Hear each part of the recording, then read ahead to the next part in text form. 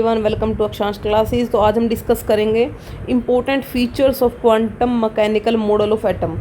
जो quantum mechanical model था उसके फीचर्स क्या क्या थे जो उन्होंने दिया था। हम डिटेल में पहले वाले पॉइंट्स को ना पढ़ के इसी पॉइंट को पढ़ लेंगे कि उसमें फीचर क्या क्या दे रखे हैं। Quantum mechanical model of atom is a picture of the structure of atom which emerge from the application of Schrödinger equation to the atoms। जो Schrödinger equation है उसको जब हम एटम्स के ऊपर अप्लाई करते हैं तो वहाँ से हमें मिलता है quantum mechanical model of atom.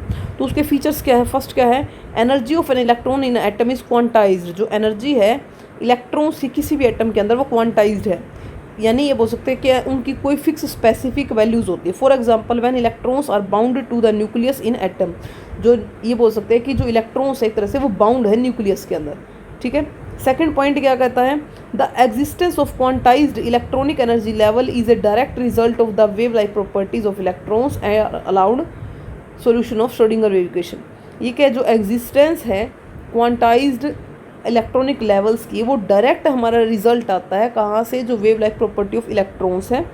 और ये बोल सकते हैं कि जो अलाउड जो श्रोडिंगर वेव इक्वेशन ने जो सॉल्यूशंस दिए थे, ये बोल सकते हैं कि जो इलेक्ट्रॉन्स की वेव लाइक प्रॉपर्टीज़ है वहीं से हमें पता चलता है कि जो इलेक्ट्रॉनिक लेवल्स है वो क्वांटाइज्ड है।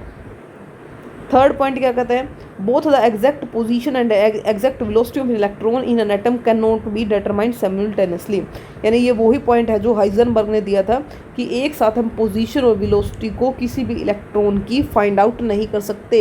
एक ही टाइम पे हम उसकी पोजीशन और वेलोसिटी को एक साथ नहीं बता सकते। ठीक है। That is why you shall see later on one talk of only probability of finding an electron at different position in an atom. तो यही रीज़न है कि हम क्या करते हैं कि हम प्रोबेबिलिटी निकालते हैं किसी भी इलेक्ट्रॉन की फाइंड की कि वो कहाँ मिलेगी। ठीक है। नेक्स्ट है N atomic orbital is the wave function psi for an electron in an atom. ये कह रहा है कि जो एटॉमिक ऑर्बिटल है वेव फंक्शन साई, वो क्या बताता है भाई? जो एटॉमिक ऑर्बिटल है वो एक तरह से बोल सकते हैं कि वेव फंक्शन है किसी भी इलेक्ट्रॉन का एटम के अंदर। Whenever an electron is described by wave function, we can say that the electrons occupy that orbital।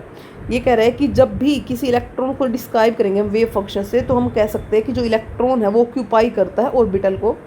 Since many such wave functions are possible for an electron, हमें पता है कि बहुत सारे वेव फंक्शन हो सकते हैं किसी भी इलेक्ट्रॉन के लिए। There are many atomic orbitals in an atom। हमें पता है किसी भी एटॉमिक ऑर्बिटल के अंदर एक एटम के अंदर बहुत सारे एटॉमिक ऑर्बिटल होते हैं।